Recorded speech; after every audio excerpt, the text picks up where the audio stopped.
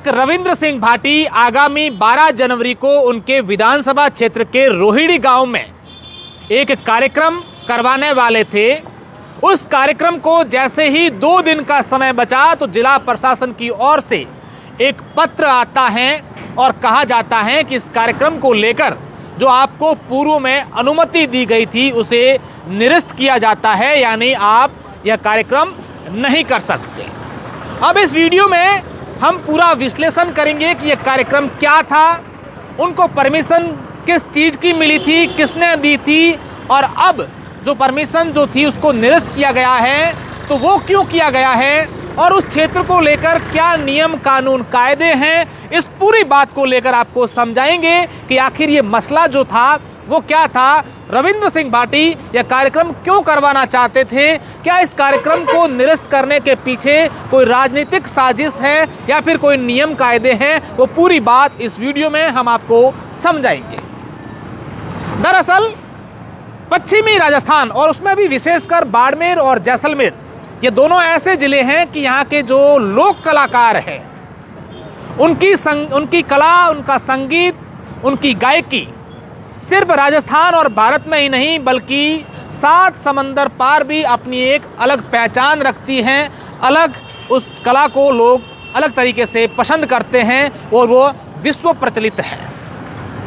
अब इन कलाकारों को एक स्टेज देने के लिए, एक प्लेटफॉर्म देने के लिए उन्होंने एक कार्यक्रम की एक निजी ऐप कंपनी जो है उससे कोलैबोरेशन करके यह सोचा कि हम जो हैं यहाँ के कलाकारों को एक स्थान देने के लिए जो लोक कला यहाँ की हैं वो धीरे धीरे जिस तरीके से विलुप्त होती जा रही है उसको वापस से जगह देने के लिए हम लोग ऐसा एक आयोजन कर रहे हैं। और उन्होंने यह बात ऑफिशियल तौर पर कहा है कि इस क्षेत्र के 300 से अधिक कलाकारों को हम एक स्टेज देंगे, वो अपनी प्रस्तुतियां देंगे और उसके लिए हम लोग जो हैं एक आयोजन कर रहे हैं। तो इस संबंध में उन्होंने सबसे पहले जिस क्षेत्र में यह गांव आता है उस क्षेत्र के एसडीएम यानी उपखंड अधिकारी से एक अनुमति चाहिए कि ऐसा ऐसा हम लोग कार्यक्रम कर रहे हैं, इसकी हमें अनुमति दी जाए। और उसके बाद उस कार्यक्रम की अनुमति दी गई। लेकिन जब इस कार्यक्रम की अनुमति ली गई, जो प्रशासन की ओर से पत्र आया है उसके अनुसार उस पत्र में यह नहीं लिखा था कि कितने यहाँ पर जो हैं लोग आएंगे, उनका वेरिफिकेशन क्या है, यह अनुमति नहीं थी। लेकिन उसके बाद से इस कार्यक्रम का जो प्रचार प्रसार हुआ है वो एक विस्तृत स्तर पर हुआ। पूरे देश भर में, इवन विदेशों में भी इस कार्यक्रम का प्रमोशन हुआ। अलग अलग जगहों से लोग इस कार्यक्रम में आने की तैयारियां करने लगे और ये कार्यक्रम बड़ा रूप लेने लगा।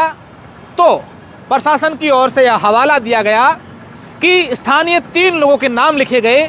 उन्होंने यह प्रार्थना पत्र प्रशासन के सामने पेश किया था कि स्थानीय लोगों को इस कार्यक्रम से परेशानी होगी। यह बॉर्डर एरिया है तो इस बॉर्डर एरिया में जो है उस सुरक्षा की दृष्टि से भी ये ठीक नहीं है, तो इस कार्यक्रम को निरस्त किया जाए। इसके बाद जिला प्रशासन की ओर से बीएसएफ को, विभिन्न सुरक्षा एजेंसियों को पत्र लिखकर इसके बारे में राय ली गई कि वाकई में क्या स्थिति है। और उन सब की ओर से यह रिपोर्ट जो है वो यह कही गई कि यहाँ पर जो आंतरिक सुरक्षा की दृष्टि से बॉर्डर एरिया से 5 किलोमीटर के अंदर ये क्षेत्र होने के कारण यहाँ कार्यक्रम करना ठीक नहीं है। ऐसे में जिला कलेक्टर एवं जिला मजिस्ट्रेट की ओर से यह एक पत्र आता है, आदेश आता है कि जो अनुमति एसडीएम ने दी थी उसे निरस्त कर दिया गया है।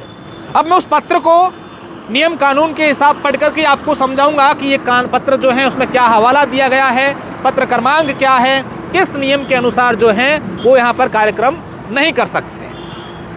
आपको यह भी बता दें कि इससे पहले भी रोहिणी में कई प्रकार के कार्यक्रमों को लेकर तैयारियां की गई थी, अलग अलग संस्थानों द्वारा, अलग अलग समूहों द्वारा, अलग अलग लोगों द्वारा।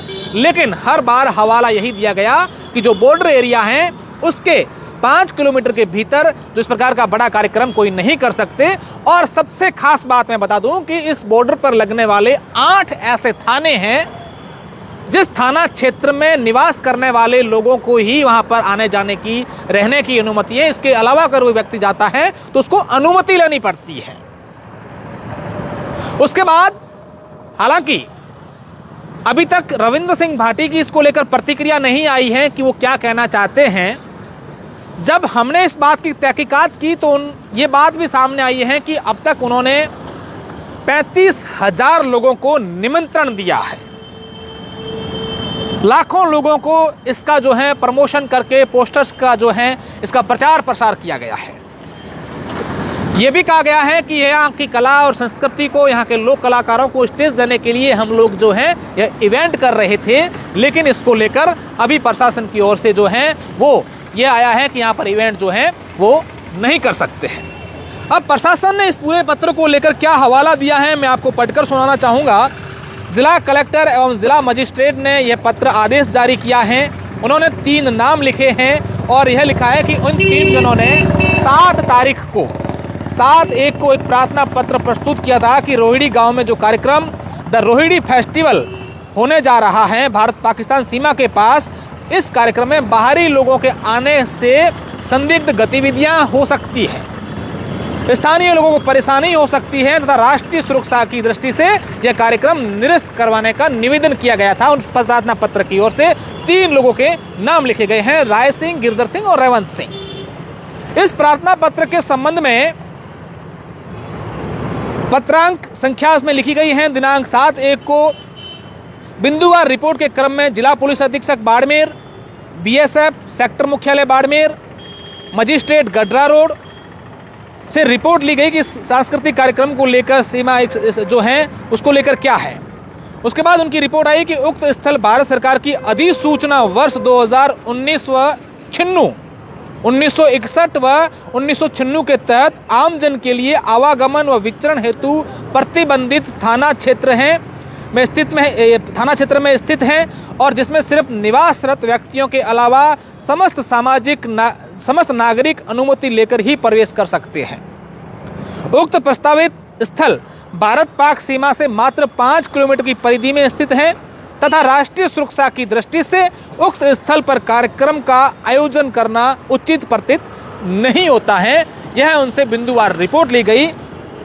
इस पर उपखंड मजिस्ट्रेट गडरा रोड के राजकास रेफरेंस संख्या 1 लिखी गई है। उसमें जो 31/12 को कार्यक्रम की अनुमति प्रदान की गई थी परंतु आयोजनकर्ता द्वारा उक्त कार्यक्रम में शामिल होने वाले बाहरी व्यक्तियों की न ही सूची प्रस्तुत की गई एवं न ही उनका सत्यापन करवाकर अनुमति ली गई।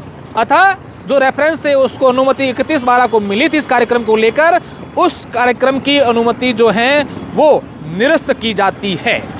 यह पत्र एक जारी होता है, उसके बाद कार्यक्रम निरस्त हो गया है। हालांकि प्रशासन ने इस कार्यक्रम की जो अनुमति दी थी उसको निरस्त कर दिया गया है।